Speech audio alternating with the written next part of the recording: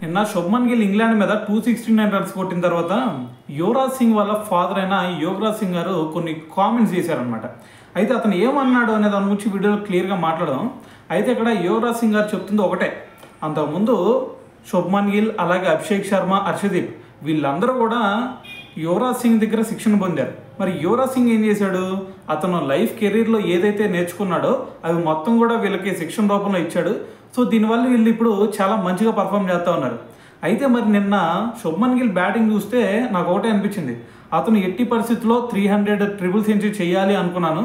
కానీ అతను మరి ఈ విధంగా ఇది 269 రన్స్ దగ్గర అవుట్ అవడం అనేది చాలా నేరం. ఎందుకంటే ఇంత భారీ స్కోర్ వచ్చిన తర్వాత అసలు అవుట్ అవ్వకూడదు, నాట్ అవుట్గా నిల్చొని ఉండాలి.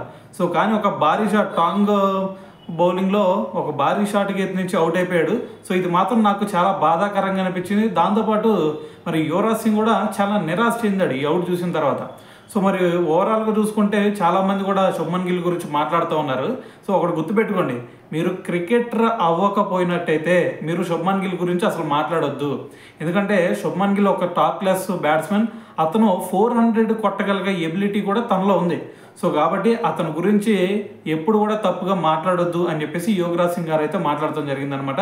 సో మరి ఓవరాల్గా ఇదంతా విన్న తర్వాత మరి మీకేమనిపించింది దీని గురించి? సో కింద కామెంట్ చేయండి.